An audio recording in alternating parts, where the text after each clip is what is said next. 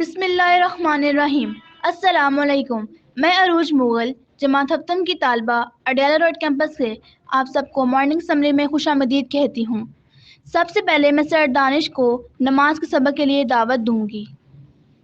السلام علیکم ورحمۃ اللہ وبرکاتہ۔ میرے ساتھ نماز کا سبق دہرائیے۔ قل هو اللہ احد،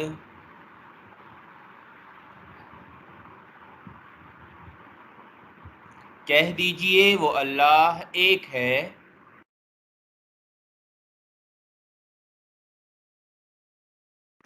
اللہ الصمد،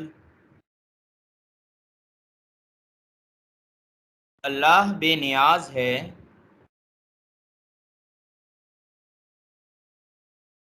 لم یلد،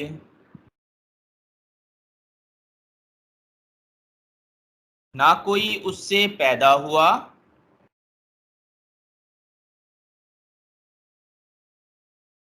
ولم یولد، اور نہ وہ کسی سے پیدا ہوا، وَلَمْ يَكُنْ لَهُ كُفُوًا أَحَدٌ،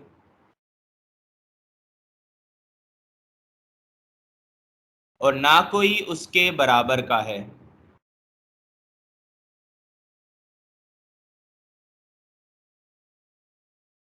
اللہ اکبر،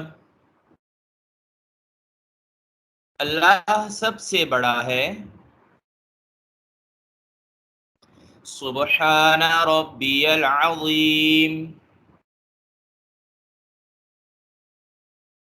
پاک ہے میرا رب عظمت والا۔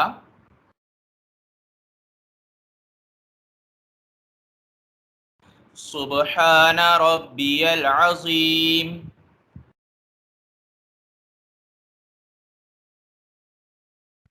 پاک ہے میرا رب عظمت والا۔ سبحان ربی العظیم، پاک ہے میرا رب عظمت والا۔ سمع اللہ لمن حمیدہ، اللہ نے اس کی سن لی جس نے اس کی تعریف کی۔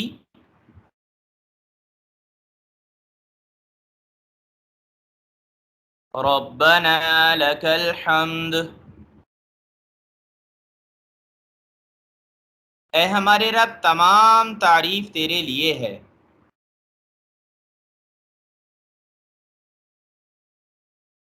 اللہ اکبر، اللہ سب سے بڑا ہے۔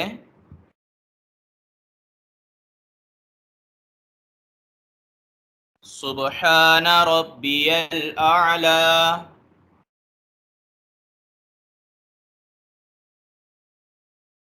پاک ہے میرا رب اونچی شان والا۔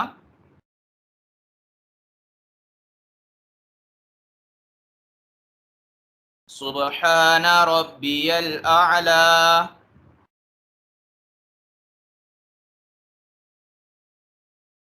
پاک ہے میرا رب اونچی شان والا۔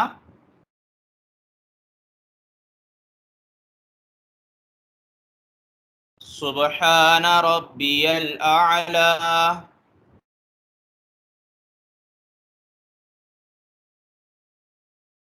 پاک ہے میرا رب اونچی شان والا۔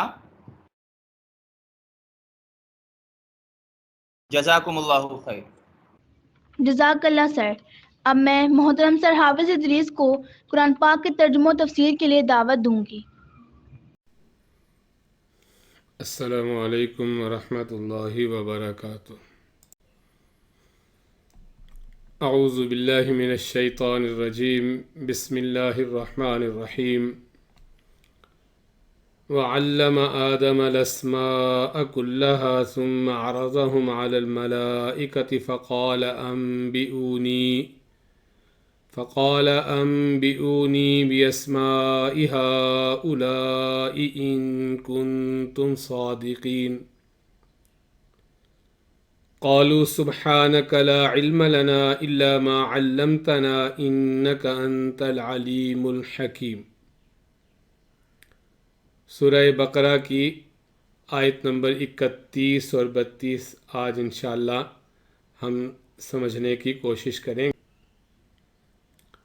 اللہ تبارک و تعالی نے ارشاد فرمایا، واو اور علمہ سکھایا، ٹاٹ، آدم علیہ السلام کو اسماء نام، اسم کی جمع ہے یہ، کلہا سب کے سب، سارے، آل، ثم پھر، عرضہ پیش کیا، پریزنٹڈ، ہم انہیں یعنی ان چیزوں کو، علا پر، ملائکہ فرشتے، وعلم آدم الاسماء کلہا اور سکھائے آدم علیہ السلام کو سب چیزوں کے نام، ثم عرضہم علی الملائکہ پھر پیش کیا انہیں فرشتوں کے سامنے ان چیزوں کو، فقال تو اللہ تبارک و تعالی نے ارشاد فرمایا، پس فرمایا، انبئونی بتاؤ مجھے، باسماء نام، ہؤلاء ان چیزوں کے، ہؤلاء یہ سب، دیز یا دوز، ان کنتم اگر ہو تم، صادقین سچے۔ فقال انبئونی باسماء ہؤلاء تو اللہ تعالیٰ نے فرمایا کہ بتاؤ مجھے نام ان چیزوں کے، ان کنتم صادقین اگر تم اپنے دعوے میں سچے ہو۔ قالو وہ بولے، فرشتوں نے عرض کیا، سبحانک پاک ہے تو، لا علم لنا نہیں ہے علم ہمارے لیے، لنا فار اس، الا مگر، سوائے، ما علمتنا جو سکھا دیا آپ نے ہمیں۔ قالوا سبحانک لا علم لنا وہ بولے پاک ہے آپ اے اللہ، ہر عیب سے پاک ذات تو بس آپ ہی ہیں، لا علم لنا نہیں ہے ہمیں علم، الا ما علمتنا سوائے اس کے جو آپ نے ہمیں دے دیا، انک انت العلیم الحکیم بے شک آپ ہی ہیں بڑے جاننے والے، حکمت والے، یعنی حکمت اور علم تو بس اس کے حقیقی مالک آپ ہی ہیں۔ اس سے پہلے جو آیت کریمہ کل ہم نے پڑھی تھی اس میں یہ بات آئی تھی کہ اللہ تبارک و تعالی نے ارشاد فرمایا کہ اس وقت کو بھی یاد کرو جب تمہارے رب نے فرشتوں سے یہ کہا تھا کہ میں زمین میں خلیفہ بنانے والا ہوں، تو انہوں نے عرض کیا کہ آپ ایسے کو بنائیں گے جو زمین میں فساد مچائے گا اور خون بہائے گا، حالانکہ ہم تو آپ کی تسبیح کرتے ہیں، حمد کرتے ہیں اور آپ کی پاکی کا اقرار کرتے ہیں، آپ کی پاکیزگی بیان کرتے ہیں۔ قال تو اللہ نے فرمایا کہ بے شک میں وہ جانتا ہوں جو تم نہیں جانتے۔ تو اب آج کی دو آیات کریمہ جو ہیں یہ ہمیں بتا رہی ہیں کہ اس کا عملی مظاہرہ اس طرح ہوا کہ اللہ تعالیٰ نے ان فرشتوں کے سامنے حضرت آدم علیہ السلام کے علمی مقام کو ظاہر کیا، علم حاصل کرنے کی صلاحیت کو ان کے سامنے رکھا، اور آدم علیہ السلام کو اللہ تعالیٰ نے سب چیزوں کے نام سکھا دیے۔ یہ نہیں ہے کہ چھپا کے الگ سے کر کے انہیں سکھائے گئے، علماء نے اس کو دو طریقے سے سمجھایا ہے۔ وہ کہتے ہیں ایک تو مطلب اس کا یہ ہے کہ فطرتاً انسان کے اندر یا فرشتوں کے علاوہ جو بھی چیزیں ہیں جن کو ضرورت پیش آتی ہے ان کے اندر اللہ نے ایک صلاحیت رکھی ہوتی ہے اور وہ اپنی ضرورت کی چیزوں کو سمجھتے ہیں۔ جیسے انسان ہے، بچہ پیدا ہوتا ہے تو وہ جانتا ہے کہ دودھ چوسنا ہے، دودھ کی اس کو ضرورت ہے، یا اسی طرح کسی بطخ کا بچہ پیدا ہوگا تو وہ تیرنا جانتا ہے، اسے فطرتاً اس کے اندر یہ چیز رکھی گئی اللہ نے کہ وہ سیکھ لیتا ہے، اسے سمجھ آ جاتی ہے کہ یہ میری ضرورت ہے۔ اور فرشتوں میں ایسی ضرورت ہی نہیں، اللہ نے ان کو بالکل ضرورتوں سے پاک رکھا ہے، لہذا وہ ان چیزوں کو سمجھ بھی نہیں سکتے۔ تو ایک طریقہ تو وہ کہتے ہیں یہی ہے کہ اللہ نے انسانوں کے اندر چونکہ یہ صلاحیت رکھی ہوئی تھی کہ ان کو جو چیزیں پیش آئیں گی وہ ان سب چیزوں کے نام رکھ کے ہی انہیں پھر آپس میں بات چیت کرتے ہیں اور اپنی اس چیز کا اظہار کرتے ہیں۔ مثلا انسان ہے، اسے ایک چیز ہے جس کی وجہ سے اسے کچھ کھانے کو جی چاہتا ہے، تو اب اس کیفیت کا اس نے نام رکھا کہ بھوک۔ پھر ایک کیفیت ہے اس پہ آتی کہ اسے پینے کو ضرورت پیش آتی ہے کہ پینا چاہتا ہے، اس کی خواہش پیدا ہوتی ہے کہ مجھے کو پینے کو ملے کچھ، تو اس نے اس کا نام رکھا کہ یہ پیاس ہے۔ تو انسان سب چیزوں کے نام رکھ کے ہی ان چیزوں کا اظہار بھی کرتا ہے اور ان چیزوں کے اپنے دل و دماغ میں بٹھاتا بھی ہے۔ تو اللہ تعالیٰ نے آدم علیہ السلام میں چونکہ یہ صلاحیت رکھی تھی تو انہوں نے تو چیزوں کے نام سمجھ لیے۔ فرشتوں میں نہ انہیں بھوک کا پتہ نہ انہیں پیاس کا پتہ، تو انہیں جب وہ بھوک پیاس لگتی نہیں تو چیزیں کیسے سمجھ آئیں گی؟ اب انسان کو بھوک لگی تو اس نے اس بھوک کو مٹانے کے لیے جو استعمال کرے گا پیالہ یا کوئی برتن ہنڈیا، یا پیاس کو بجھانے کے لیے جو گلاس یا جگ استعمال کرے گا، تو اس کا بھی اس نے نام رکھ لیا کہ یہ چیز ہے، اور اس کا یہ نام اللہ نے اسے صلاحیت دی کہ یہ اس کا نام رکھو، اس نے نام رکھ کے اسے استعمال کرنا شروع کر دیا۔ اب جس کو پیاس ہی نہیں لگتی اس کو کیا پتا کہ پیاس کیا چیز ہوتی ہے، یا پیاس مٹانے کے لیے جو برتن ہے یہ برتن کیا ہوتا ہے اور برتن کا نام کیا ہوتا ہے، تو ان میں یہ صلاحیت ہی نہیں تھی۔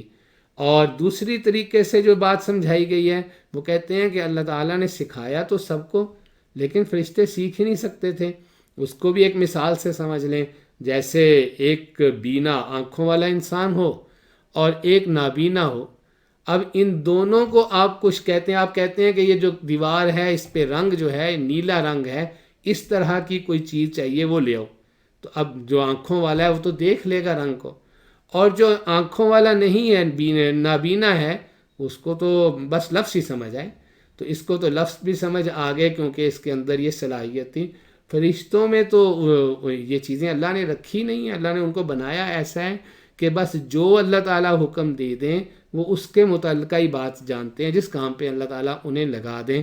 تو اسی لیے فوراً پھر انہوں نے جب اللہ تعالیٰ نے ان چیزوں کو ان کے سامنے پیش کیا اور کہا کہ بھئی تم ان کے نام بتاؤ، اگر تم سچے ہو اپنے اس دعوے میں، یعنی تم سمجھتے ہو کہ تم سے اعلیٰ افضل کوئی مخلوق پیدا ہی نہیں ہوگی اور زمین کی خلافت کے تم حقدار ہو، تو پھر ان چیزوں کے نام بتاؤ ذرا، تاکہ ظاہر ہو کہ تم میں یہ صلاحیت ہے کہ ان چیزوں کو سیکھ سکو۔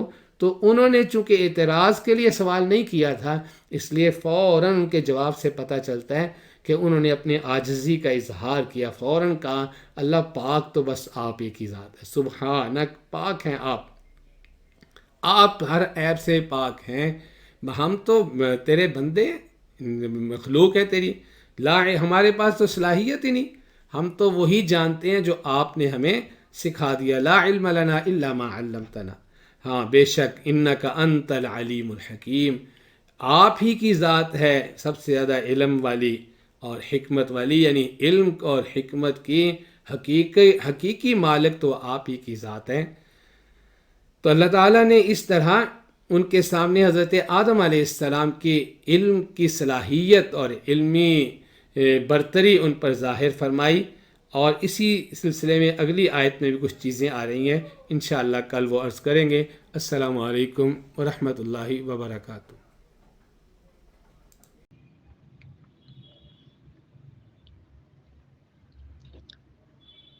اب میں میسج آف دا ڈے کے لیے جماعت ہشتم کی طالبہ تالیہ گوہر کو مدعو کروں گی۔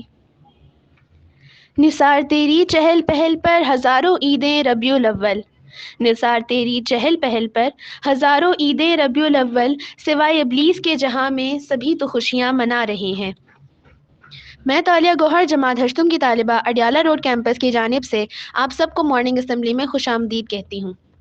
سامعین محترم، 12 ربیع الاول کی مبارک تاریخ تمام کائنات اور اس کے باشندوں، تمام انسانوں کے لیے عموماً اور مسلمانوں کے لیے خصوصاً خوشی و مسرت کا دن ہے، کیونکہ اس کائنات عرضی کے بسنے والے انسانوں کو ترقی کی شاہراہ پر چلانے اور ہدایت کی منزلوں کی طرف گامزن کرنے والی ذات حضور نبی کریم صلی اللہ علیہ وآلہ وسلم اس دھرتی پر اسی تاریخ میں جلوہ فکن ہوئے۔